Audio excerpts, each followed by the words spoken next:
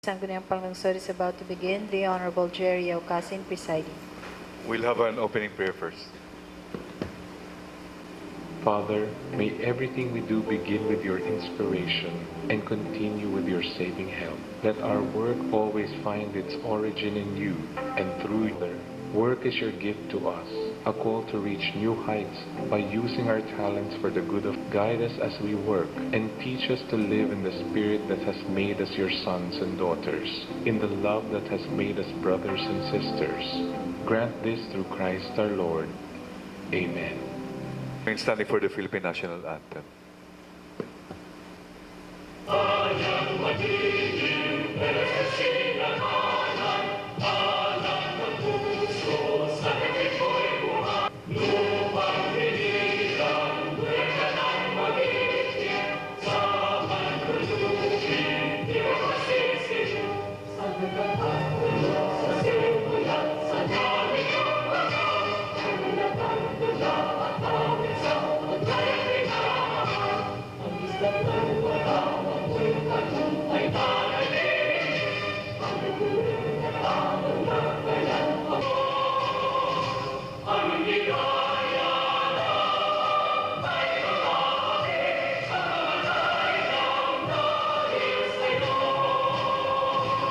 Please be seated.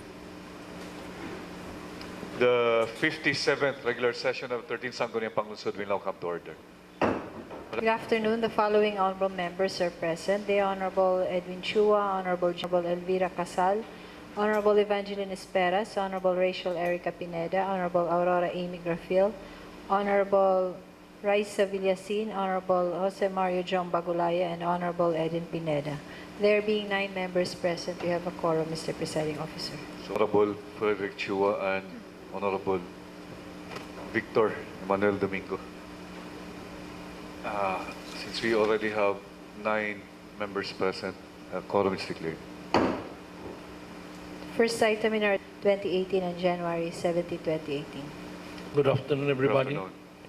Considering that all members of this august body has been furnished copies of the minutes of the regular sessions for January 10 and January 17, 2018, I move that we dispense with the reading of the said minutes. There is a motion the reading of the full text of the minutes conducted last January 10 and January 17 of 2018. The motion is seconded by Honorable Esperas. Any discussion? Any objection? There being none, the motion is carried and approved. As a corollary motion, I move that we pass and approve the minutes of the regular sessions for January 10 and January 17, all of 2018. There's a motion now to approve the minutes conducted last January 10 as well as January 17 of 2018.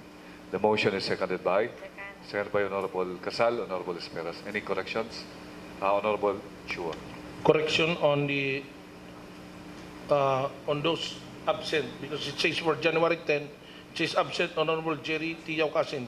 The Honorable Presiding Officer was not absent because he was not supposed to be present, so he cannot be absent. He was the acting mayor. So blank. The absent should be blank. Okay. Kindly make the necessary corrections. Matters for referral to committees.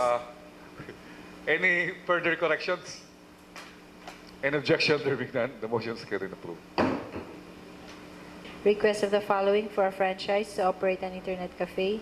3C Internet Cafe, LM Health Hobbies Enterprises, Shrees.com Computeran at iba pa. Computer Run CyberQuest Internet Cafe, Belsky Internet Chat and Games, Chunchin's Internet Cafe, Vorge Internet Cafe, PPFF Gaming Hub, Tony and M's Pisonet Internet Cafe, and Roseland Internet Cafe to be referred to the Committee on Games and Amusement. R 2018-13-564, request of Mr. Erlito Mahait for a legislative franchise to operate a motorcycle for hire in the city of Tacloban to be referred to the Committee on Transportation and Terminal Administration. R 2018-13-565, Local Finance Committee Resolution Number 02-16-01 for immediate approval to be referred to the Committee on Finance and Appropriation. R 2018-13-566, request to pass a resolution for authority to enter into a deed of donation by and between Ms. Epistemia Rama and the City Government of Tacloban relative to the donation of road lot with road lot number 4696-J covered by TCT number T-70725 to be referred to the Committee on Laws. R 2018-13-567 request to pass a resolution for authority to enter into a memorandum of agreement by and between the Philippine Red Cross, represented by Attorney Oscar Palabiab, the Barangay Local Government Unit of Barangay 83-C, Tagigtik, Tacloban City, represented by Honorable Joey Mercado, the Barangay Local Government Unit of Barangay 79, Marasbaras, represented by Honorable Kenneth Ann Telan, and the Local Government of Tacloban relative to the implementation of the biodigester technology in Barangay Tagigtik and Barangay Marasbaras, also to be referred to the Committee on Laws. We have 4 items to be referred to the Committee on Laws as well as the Committee on Barangay Affairs. R 2018-13-568, Resolution Number 3, Series of 2018, a resolution requesting the assistance of the City Government of Tacloban through Honorable Mayor Cristina Romualdez to help the barangay officials of Barangay 78 in negotiating with Mrs. Cerilina Andrade, Virgilio Andrade, Francisco Andrade, Lilibeth, Robert Andrade in obtaining their approval in allowing the barangay and the City Engineer's Office to construct a drainage facility in their property that will connect to the existing drainage located at the National Highway. This is also to be referred to the Committee on Engineering. R 2018-13-569, Barangay Ordinance Number 1, Series of 2017 of Barangay 52, an ordinance enacting the revised Barangay Omnibus Tax Code of Barangay 52, Esperas Avenue, Tacloban City.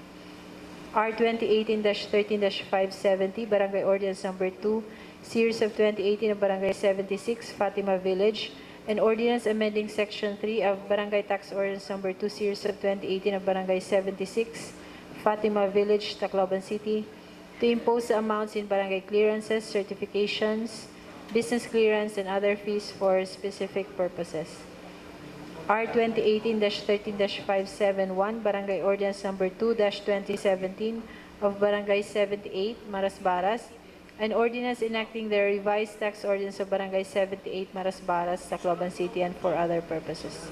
That is all for referral, Mr. Presiding Chair. Before we proceed, we now acknowledge the presence of Honorable Edward Frederick Chua. Calendar for business. Business for the day. We have 9 items for the Committee on Laws. Agenda 13-431, request to pass a resolution for authority to enter into a deed of donation by and between Valyacar Transit, represented by its Vice President for Operations, Engineer Alfredo Ligo Jr., and the City Government of Tacloban, relative to the donation of 6 buses from Valyacar Transit Incorporated to the City Government of Tacloban. Agenda 13-432, Barangay Ordinance Number 2017-2 of Barangay 98, Kamansihay, an ordinance establishing a Barangay Ecological Solid Waste Management Program, regulating the proper segregation, collection, recycling, and proper disposal of garbage, and the assessment of garbage fee from household, commercial, industrial establishments in Barangay 98, Kamansihay. Agenda 13-433, Barangay Ordinance Number 1, Series of 2017 of Barangay 106, Santo Niño, an ordinance establishing a Barangay Ecological Solid Waste Management Program. Agenda 13-434, Barangay Ordinance Number 003, Series of 2017 of Barangay 106, Santo Niño, the 2017 Revised Comprehensive Barangay Tax Ordinance of Barangay 106, Tacloban City. Agenda 13-435, Barangay Ordinance Number 1, Series of 2017 of Barangay 100, San Roque, an ordinance establishing a Barangay Solid Waste Management Program regulating the proper segregation, collection, and providing penalties for violation thereof. Agenda 13-436, Barangay Ordinance Number 2017-01 of Barangay 98, the Comprehensive Tax Ordinance of Barangay 98, Kamansihay, Tacloban City, and for other purposes. Agenda 13-437, Barangay Ordinance Number 6, Series of 2017 of Barangay 95, Kaibaan, an ordinance installing closed-circuit television and cameras and public address system operating within territorial jurisdiction of Barangay 95, Kaibaan, Tacloban City.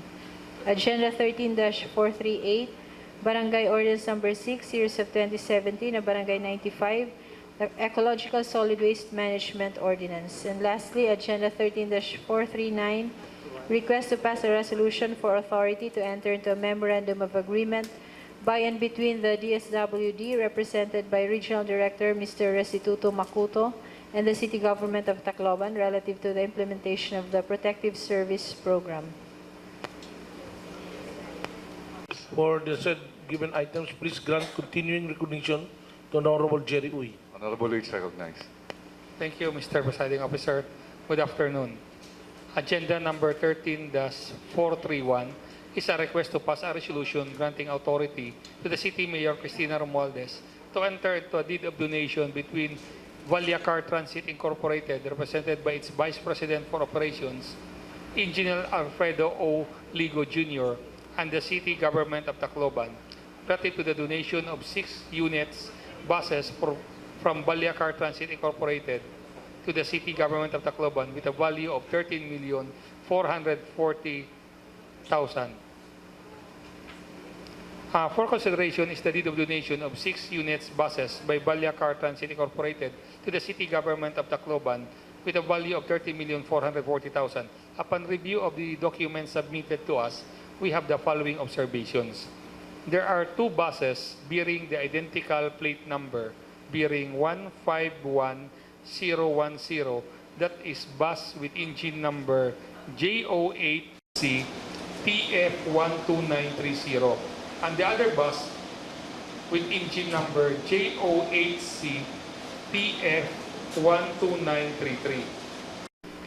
Only the bus with plate number 151007 the name of Valyacar Transit Incorporated, while the rest of the buses, those bearing plate number T6J970, 151010, and the other 151010, and 973208, and the other is 151002, which are the subject of these donations, are registered in the name of Bachelor Express Incorporated.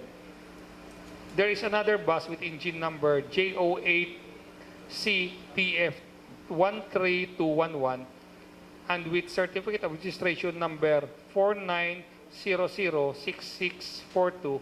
The correct plate number stated in its certificate of registration is LYE102 and not the plate number 151002 as stated in the proposed deed of donation.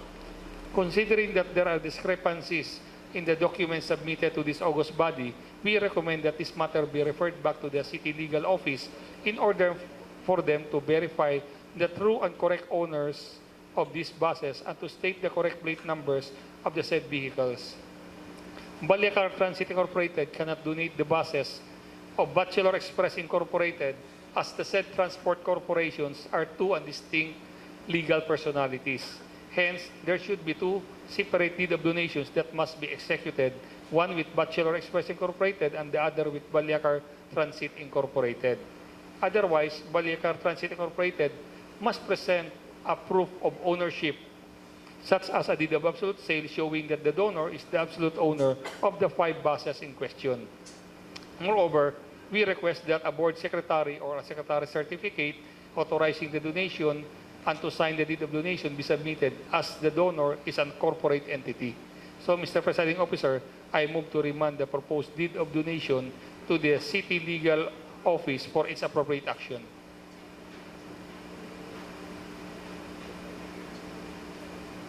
There's a motion to remand back Yes. the deed of donation to City Legal Office for further attach the necessary requirements as to ascertain that the owner of the subject 6 buses are really coming from Valyacar Transit Incorporated. So the motion is seconded by all. Any discussion? Any objection? There being none, the motion is carried and approved. 432 is Barangay Ordinance number 2017-02 of Barangay 98, Kamansihay, Tacloban City, entitled an ordinance establishing a barangay ecological solid waste management program regulating the proper segregation, collection, recycling, and proper disposal of garbage and the assessment of garbage fee from household, commercial, industrial establishments in Barangay 98, Camansia, Tacloban City, Province of Leyte. This barangay ordinance intends to implement the comprehensive ecological solid waste management program within the territorial jurisdiction of Barangay 98 and imposes penalty for violation thereof. Upon review of the document, the committee recommends the following modification to the ordinance: to delete the phrase Province of Leyte in the title of the ordinance because Tacloban City is now a highly urbanized city and independent from the Province of Leyte. And second is to submit to this august body a certification that a public hearing was conducted relative to the passage of this barangay ordinance. So, Mr. Presiding Officer, I move to remand barangay ordinance number 2017-02 of Barangay 98, Camansia, Tacloban City to the Sangguniang Barangay of Barangay 98 for modification.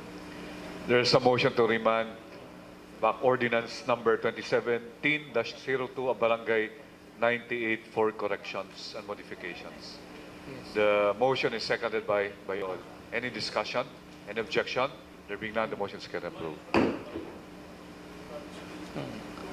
Agenda number 13-433 is Barangay Ordinance number 1, Series of 2017 of Barangay 106, Santo Niño, Tacloban City, entitled An Ordinance Establishing a Barangay Ecological Solid Waste Management Program regulating the proper segregation, collection, recycling, and proper disposal of garbage and the assessment of garbage fee from household, commercial, industrial establishments in Barangay 106, Santo Niño, Tacloban City, Province of Leyte. For consideration is Barangay Ordinance number 1, Series of 2017 of Barangay 106, Santo Niño, Tacloban City, also implementing the solid waste management system under Republic Act number 9003 in its territorial jurisdiction.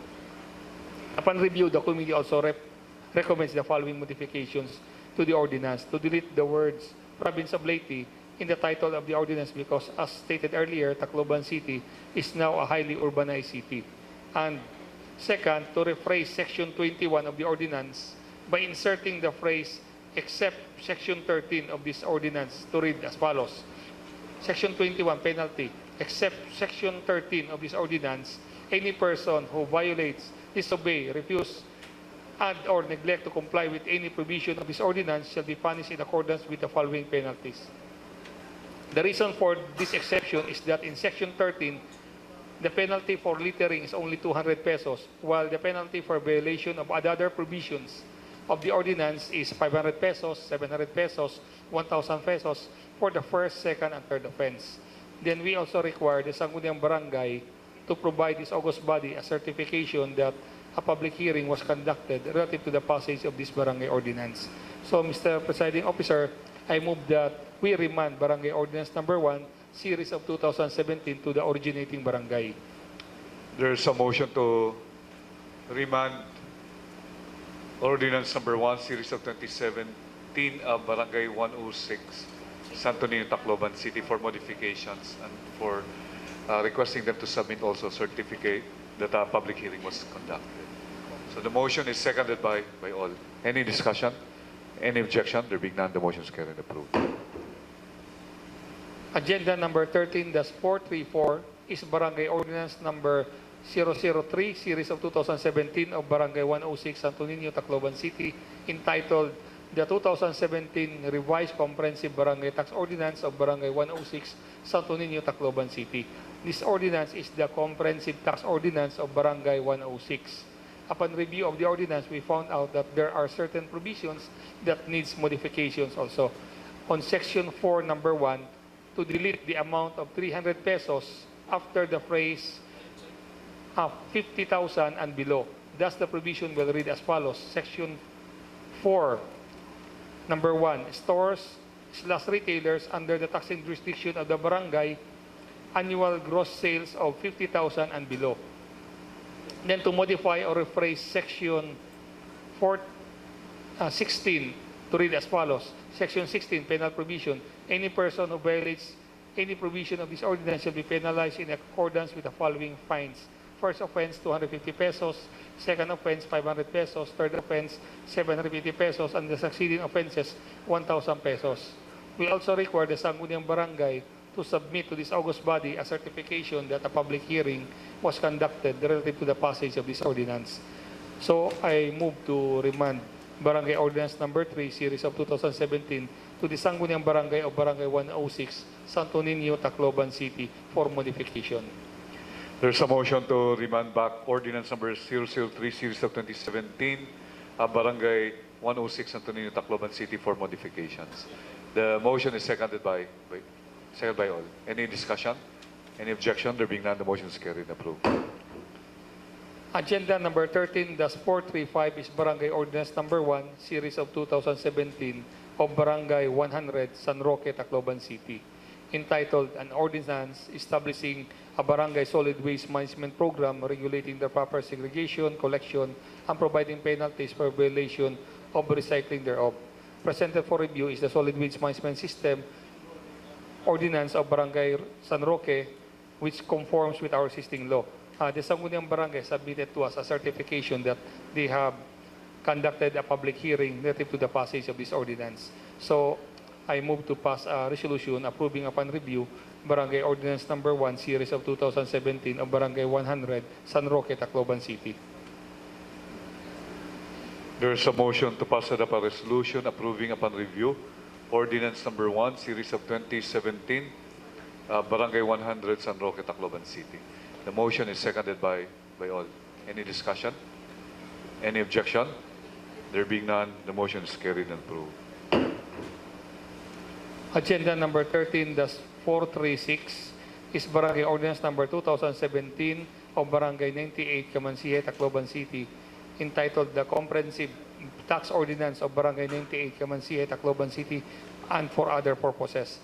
For consideration before this August body is a tax ordinance of Barangay 98, Kamansihay, Tacloban City, updating its schedule of fees and charges for issuance of barangay clearances, parking fees on barangay-owned properties, and imposing penalties for violation of any of the provisions of the said ordinance. The Sangguniang Barangay of Barangay 98 has also submitted to the City Council a certification that a public hearing was conducted relative to the passage of this ordinance. So, I move that we pass a resolution approving upon review Barangay Ordinance Number 2017-01 of Barangay 98, Kamansihay, Tacloban City. There is a motion to pass a resolution approving upon review ordinance number 2017-01, Barangay 98, Kamansihay, Tacloban City. The motion is seconded by all. Any discussion? Any objection? There being none, the motion is carried and approved. Agenda number 13-437 is Barangay Ordinance Number 6, Series of 2017 of Barangay 95, Kaibaan, Tacloban City, entitled An Ordinance Installing Closed-Circuit Television or CCTV Cameras and Public Address System Operating Within the Territorial Jurisdiction of Barangay 95, Kaibaan, Tacloban City. Presented for this for review before this August body is the said ordinance requiring the installation of closed-circuit cameras and public address system in Barangay 95, Kaibaan, Tacloban City. The ordinance also provides for guidelines for the installation thereof and its protocol on how to access the recorded footages. Finding the ordinance in order, I move to pass a resolution approving upon review Barangay Ordinance Number 6, Series of 2017 of Barangay Kaibaan, Tacloban City. There is a motion to pass a resolution approving upon review ordinance number 6, series of 2017, Barangay 95, Kaibaan, Tacloban City. The motion is seconded by all. Any discussion? Discussion, Honorable Edward Frederick Chua. Thank you, Mr. Presiding Officer. May we know from the proponent whether or not there's protocol for the city and others to access officially the video recordings?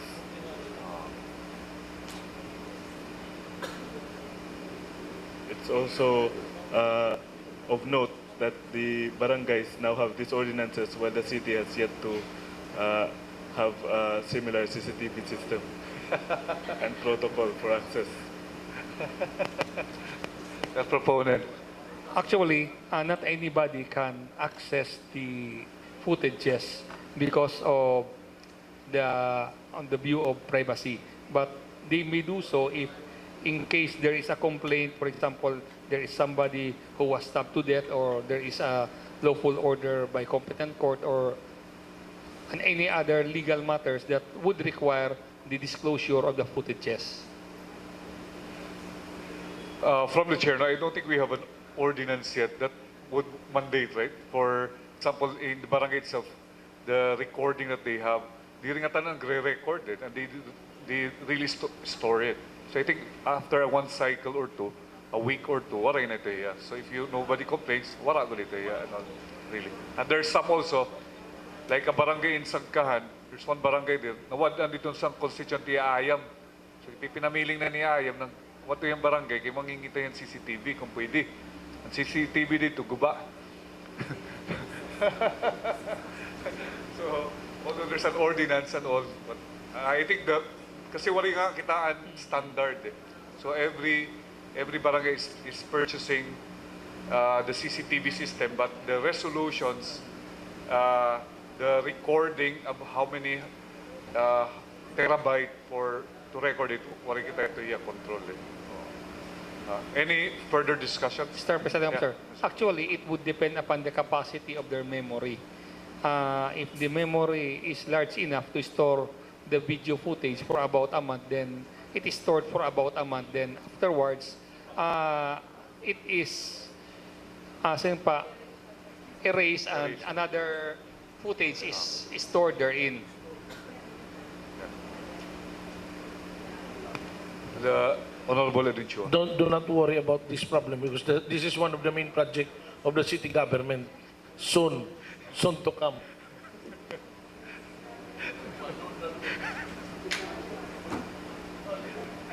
Any further discussions?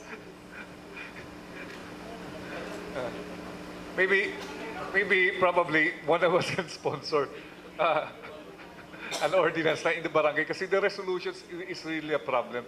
Kasi yung iba, basta lang may CCTV, okay na, basta may CCTV.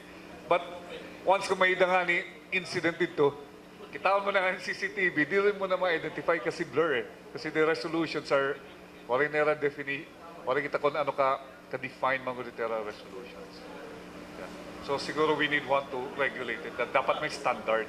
May standard. Hindi rin kanya-kanya lahir. Mr. Presiding Officer, there is a DALG circular requiring the standard for the closed-circuit television camera, which is being adopted, I think, by the barangay. But yet, in reality, when we get to check, di rin na sayang ba, di nasusunod. So they purchased that, may day ba tagwalo, supposedly, pero ang duha guba na, and all. Kasi the camera itself, siguro, it's a resolution, waring nga ni infrared eh. Some have no infrared.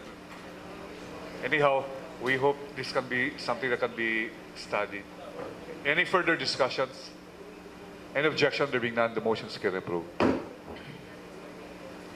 Agenda ordinance number 6, series of 2017 of Barangay 95 Kaibaan, Tacloban City, entitled An Ordinance Establishing a Barangay Ecological Solid Waste Management Program regulating the proper segregation, collection, recycling, and proper disposal of garbage from households of Barangay 95 Kaibaan, Tacloban City.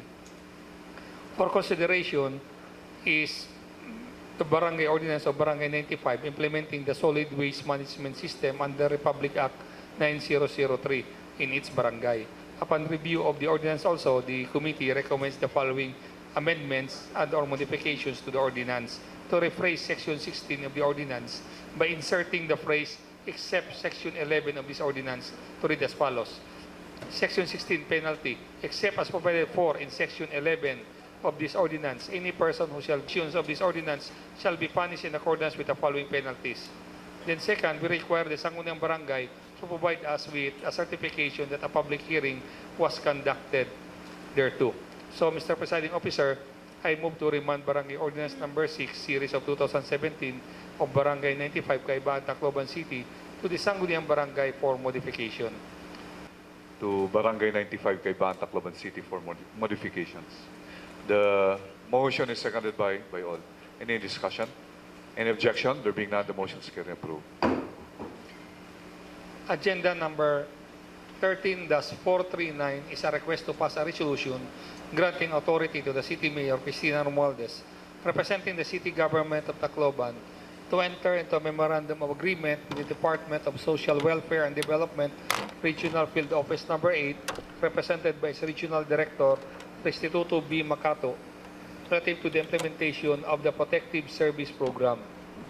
For consideration before this August body is a memorandum of agreement relative to the implementation of the DSWD Protective Service Program for the construction of 5 units daycare center at the following resettlement site: at SM Care Resettlement, Barangay 101, New Kawayan, Tacloban City; at Lion UNDP Resettlement Site at Barangay 97, Cabalawan, Tacloban City; at Villa Diana Resettlement Site, Barangay 101, New Kawayan, Tacloban City; then Tacloban North Village, Barangay 106, Santo Niño, Tacloban City; and Ritzview Resettlement Site, Barangay 97, Cabalawan, Tacloban City. As provided for in the Memorandum of Agreement, DSWD will transfer the amount of 4 million pesos for the construction of the daycare center at 800,000 per unit in accordance with the Commission on Audit Circular number 94-103 dated December 13, 1994. On the other hand, the City Government of Tacloban is required to issue an official receipt for the said amount and is responsible for the proper disposition, disbursement of the funds pursuant to DSWD Memorandum Circular number 4, Series of 2015, and to keep and to maintain financial and accounting records for the said funds in accordance with the generally accepted and accounting principles, rules, and regulations. So, Mr. Presiding Officer, I move to pass a resolution granting authority to the City Mayor, Cristina Romualdez, representing the City Government of Tacloban, to enter into a memorandum of agreement with Department of Social Welfare and Development, Regional Office Number 8, represented by its Regional Director, Restituto B. Makuto, relative to the implementation of the Protective Service Program, subject to applicable laws, rules, and regulations. There is a motion to pass a resolution granting authority to the City Mayor, Honorable Cristina G. Romualdez, to enter into a memorandum of agreement with the Department of Social Welfare and Development Office, Regional Office 8, headed by its Regional Director, Mr. Restituto B. Makuto, relative to the implementation of the Protective Service Program, wherein they will construct 5 daycare centers in the amount of 4 million pesos, subject to applicable laws, rules, and regulations. The motion is seconded by all. Any discussion? Any objection? There being none, the motion is carried and approved. Unassigned business number 1, a proposed ordinance creating the Tacloban City Blood Council, defining its function and sources of funds, for first reading, sponsored by Honorable Evangeline Esperas and Honorable Maria Elvira G. Casal, co-sponsored by Honorable Raisa Villasin. Mr. Floor Leader. First reading. First reading. First. First reading lang? First reading mo lang. So, we will refer the proposed ordinance creating the Tacloban City Blood Council, defining its function and sources of funds, to the Committee on Health, headed by Honorable Maria Elvira Galapon Casal. Unassigned business number 2, a proposed ordinance grant electric trike cab for hire within the city of Tacloban, also for first reading. So we'll refer the proposed ordinance to the Committee on Transportation, headed by Honorable Edward Frederick Chua. We have one announcement. There's an invitation from the Vice Mayor's League of the Philippines, Leyte Provincial Chapter, to the City Vice Mayor to attend on the VMLP Leyte Chapter Post-Christmas Party and monthly meeting on January 30 and 31, 2018 at MacArthur Legislative Office, MacArthur, Leyte.